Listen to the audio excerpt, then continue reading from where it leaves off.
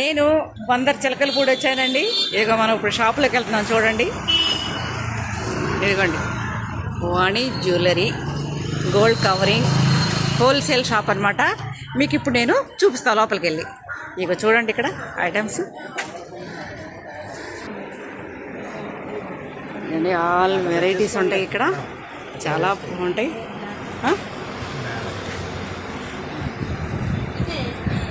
చాలా చాలా బాగున్నాయండి.